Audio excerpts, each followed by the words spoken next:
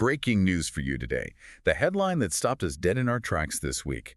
French AMPT sail to Bangladesh could undermine Ukraine's air defense. And the date on that is December 30, 2025. If the future of Europe's air defense is a topic you need to master, you know what to do. Subscribe to Defense Reports, your go-to source for timely, in-depth military and defense reports. I'm Alex. Join me with Arya in the latest Deep Dive by Defense Report for a sharp, no-nonsense breakdown of the latest in global defense news, military technology, and strategic developments. And today, we're going to cover a strategic tightrope walk. We really are. We're diving deep into this central, almost impossible tension that's just ripping through European capitals right now. It's this conflict between necessity and urgency, isn't it? Exactly. France, it needs to export these critical defense systems like the Advanced AMPT air defense battery just to keep its massive industrial base healthy. Right. But that decision directly competes with the urgent, the existential need for those exact same systems on the battlefields of Ukraine. Okay, so let's unpack this monumental choice. We've pored over sources that link France's ambitious global strategy, specifically in the Indo-Pacific, Right. to Ukraine's critical air defense crisis. And it's all viewed through the lens of a very specific modernization program in South Asia. Bangladesh's Forces Goal 2030. It sounds like a conspiracy board, but these things, Dhaka, Paris, Kyiv, they are critically intertwined. They absolutely are. We're here to guide you through the strategic logic that makes this decision so agonizing for Paris. But to really understand the true stakes, we have to start with the shocking math. The mass. We're going to show you the overwhelming production asymmetry, the hard numbers behind Russia's relentless missile output that proves Ukraine is being systematically swamped. So this deep dive will show you why decisions made thousands of miles away suddenly dictate whether European airspace can actually hold. Yeah, against a sustained high-intensity threat. That sets a chilling stage. We have to start with the system at the heart of this whole dilemma, the NMPT. Why is this specific long-range air defense system so critical for Ukraine's survival right now? The need is, it's fundamental. It's ballistic missile defense. Yeah. Russia continues to evolve its strategic strikes using medium-range ballistic missiles to target, critical infrastructure. Kyiv and Paris saw this coming years ago. Which is why they have that 10-year defense pact. Exactly. It covers everything from drones and munitions to these very sophisticated interceptors. And the most sophisticated piece of that hardware is this AMPT system. Our sources are confirming Ukraine is set to receive a really significant tranche. A very significant one. 8 complete systems. That's a total of 48 launchers. I mean, this is a game changer. It is, but it's not just the volume. The capability is the key differentiator here. Because Ukraine is set to be the first country to deploy the new generation variant, the NG. That's it. This is not just a standard air defense system. This is high-value ballistic missile defense. So tell us about that technology leap. What makes the NG variant so important? The NMPT NG, it carries the upgraded Aster 30 Block 1 NT missiles. The NT there stands for new technology. Okay. It means it has an updated seeker head, a new digital architecture.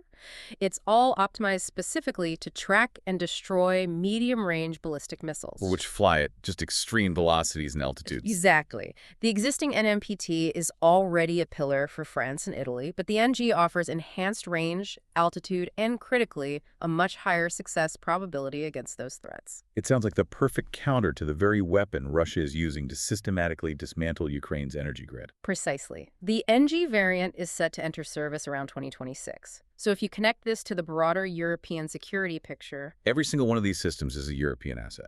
It is. They're produced on a shared industrial line between France and Italy. So any delay in its delivery to Ukraine, whether for domestic reasons or critically for a foreign export, It leaves a critical, exploitable vulnerability in Europe's defense shield.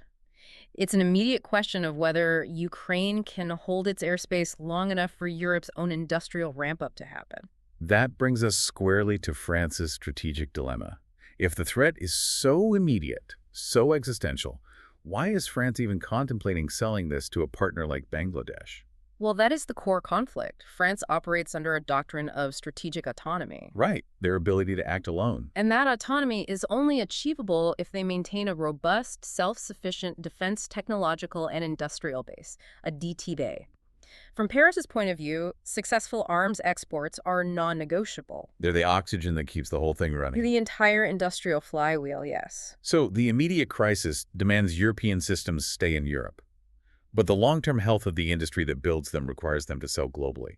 Can you quantify that industrial need? I mean, look, the French defense industry is massive. It accounts for 210,000 jobs. And these successful large-scale exports, like the Rafale jet contracts or this potential SAMP sale, they guarantee the maintenance of these high-tech production lines. We're talking about keeping critical rocket motor and advanced secret assembly lines running smoothly, sometimes guaranteed out to 2031.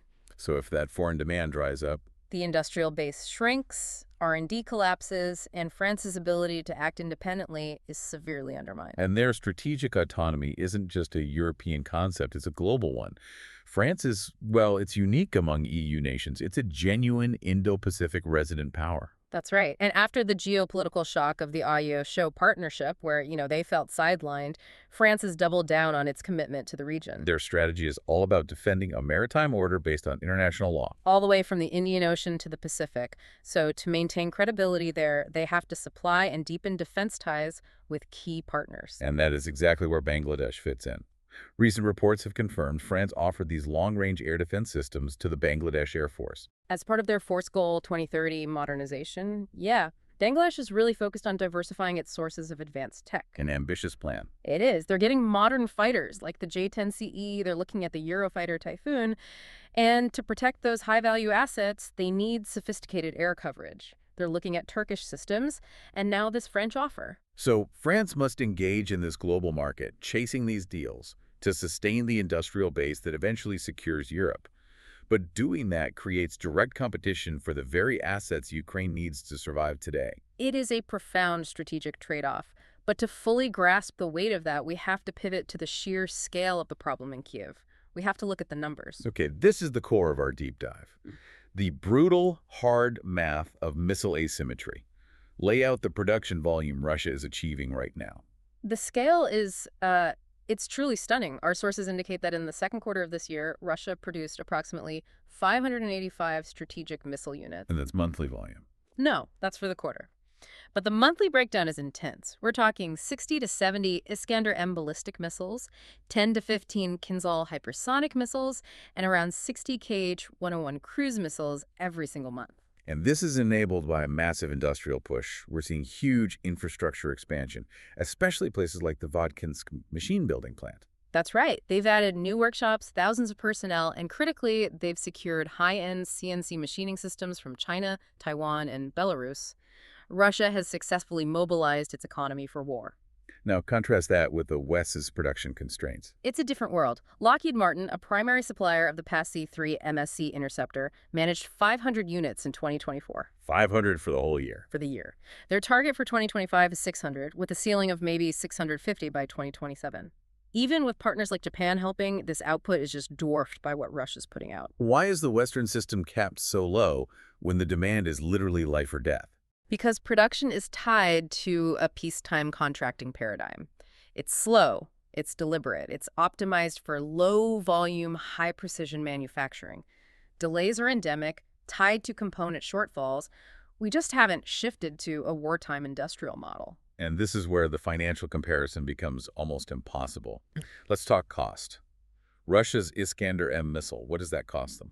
Because of state-controlled pricing, it's estimated to be only about $400,000 to $500,000 per unit. $400,000 for a strategic weapon that can level city blocks. It's the ultimate asymmetry. Western interceptors are priced under a cost-plus acquisition model. So every subcontractor, every screw, every minute of R&D gets tallied up for profit. That means a single PAC-3 MSE unit costs what? Approximately $4 million. $4 million. To stop a $500,000 missile, let's do the final calculation for you, because this is the number that proves the whole strategy is unsustainable. To intercept, say, 6 incoming Iskanders. You'd use a standard doctrine, firing 2 or 3 interceptors per target, so 12 to 18 PAC-3s. Which means that single defensive engagement costs between $48 million and $72 million. $72 million. To stop just 6 missiles. That one exchange, that defensive cost, exceeds Russia's total estimated monthly ballistic missile production cost by a factor of 2. It's an economic impossibility over the long term. It confirms Ukraine's air defense stocks are being depleted much faster than they can possibly be replenished. And Russia knows this.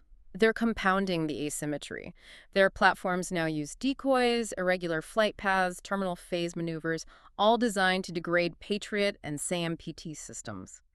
The data from Ukraine confirms a steadily declining intercept rate during these big strikes. This cost catastrophe means Europe has to respond industrially, not just politically.